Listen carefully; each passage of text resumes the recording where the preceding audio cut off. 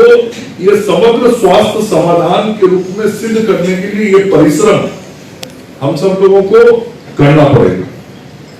और आदरणीय प्रधानमंत्री जी ने इस देश में 2014 में आयुष मंत्रालय की स्थापना की। आज आयुष मंत्रालय काम कर रहा है।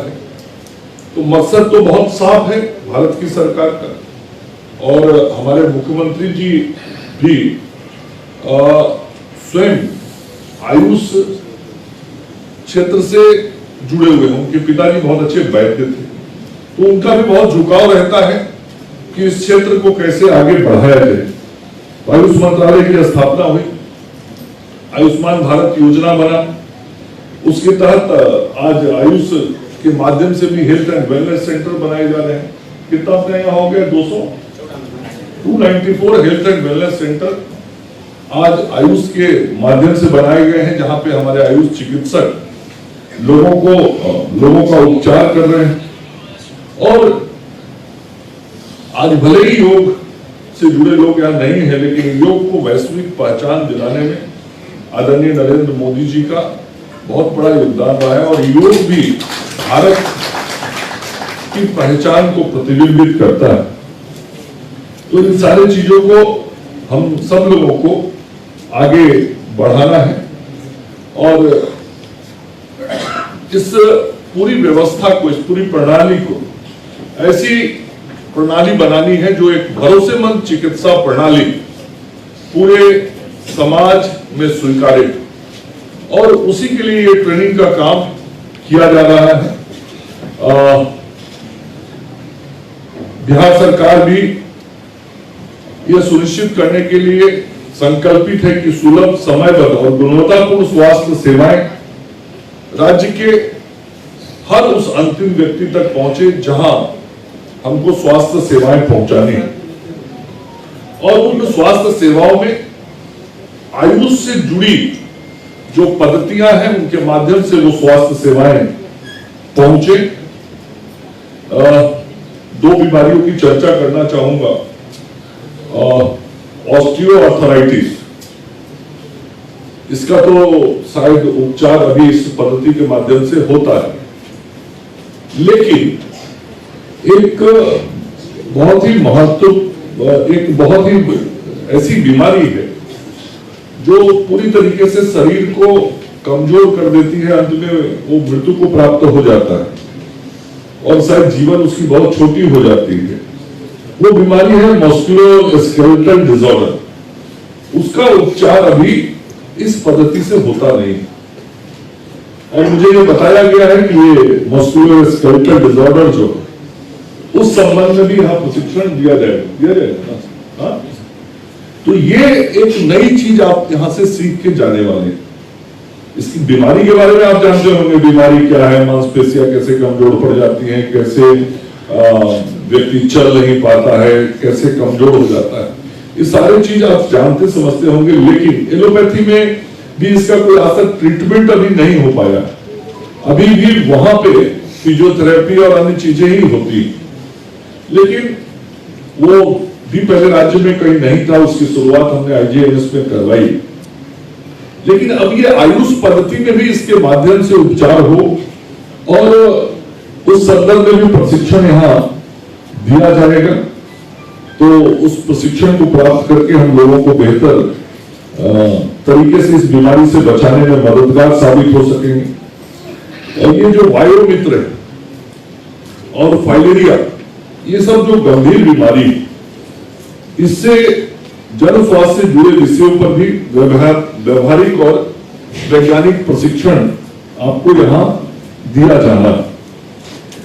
ये जो वायोमित्र है, ये स्वास्थ्य व्यवस्था में एक नया तकनीक आधारित पहल, और इस जो ये जो नवीन तकनीक आधारित पहल है, इसका उद्देश्य है रोगों की प्रारंभिक पहचान करना, स्वास्थ्य की निरंतर निगरानी रखना, और जन स्वास्थ्य को सेवा को अधिक सशक्त बनाना है। तो ये जो ट्रेनिंग हो रहा है, ये केवल औपचारिकता नहीं है, बल्कि इसका उद्देश्य ये भी है कि आयुष सेवाओं के जो डेटा डेटा को हम बढ़िया से संकलित करें, उसका रिपोर्टिंग तैयार करें, डिजिटल पोर्टल पे उन चीजों को डालें। MIS प्रणाली की हमको समुचित समझ होनी चाहिए और आयुष्मान भारत और Ayush health and wellness centre का कैसे हम प्रभावी संचालन करें। जो 294 आज हमारे सेंटर चल रहे हैं, उसका कभी कोई रिपोर्ट तैयार हुआ है कि नहीं, कि कितना प्रभावी संचालन हो रहा है और हम उसमें और क्या वृद्धि कर सकते हैं, उसका कोई आकलन हुआ है कि नहीं मुझे मालूम, लेकिन उसका आकलन होना चाहिए। क्योंकि हम किसी भी काम को करते हैं तो यदि डेटा बेस्ड काम करते हैं तो हम रिजल्ट बेहतर दे पाते हैं।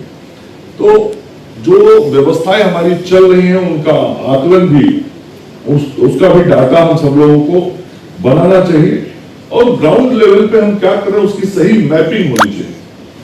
तो कागज पे तो हम सब चीज देख रहे हैं, कर भी रहे हैं जमीन पर, लेकिन उसका पूरा मैपिंग करके कहीं एक जगह पे रिपोर्ट तैयार है क्या, और उस रिपोर्ट में भविष्य में बेहतर करने के लिए हमको क्या और चीजें करनी है, उसके कुछ सुझाव है क्या, ये सब चीज भी हमको इस ट्रेनिंग के अंदर इन विषयों को भी रखना चाहिए।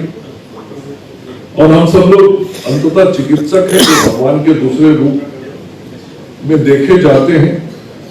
हम सब मानवता की सेवा करते हैं। हम जब पढ़ाई भी पूर्ण करते हैं तो मानवता की सेवा की ही कस्में और वायदे लेके, सर्टिफिकेट लेके कॉलेज से बाहर निकलते हैं।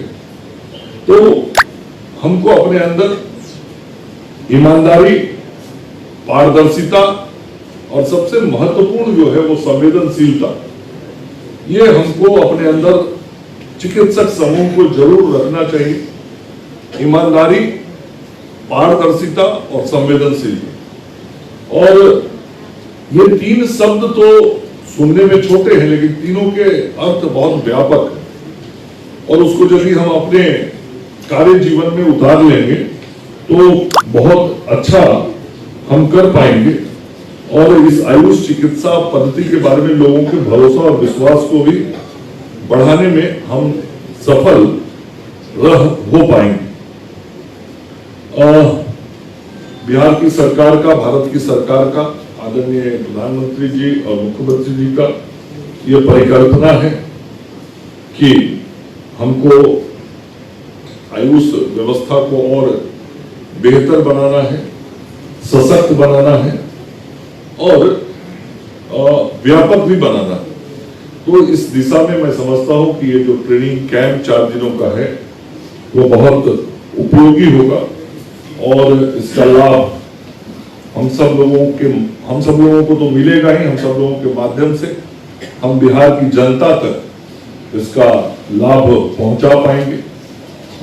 सरकार के द्वारा 8 जिलों में 50 बेड के आयुष अस्पताल के निर्माण की स्वीकृति भारत सरकार के द्वारा दी गई है और उसमें पटना में तो वो बन के भी तैयार हो गया है।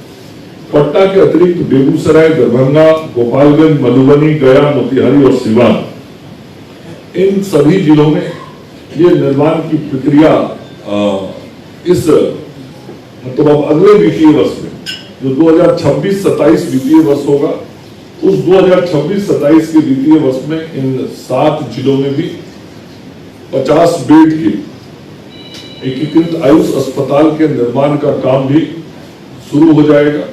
ये व्यवस्थाएं और बेहतर हो जाएंगी और जो विभाग की एजेंसी है वो एजेंसी इस काम को आगे बढ़ाने में लगी हुई है।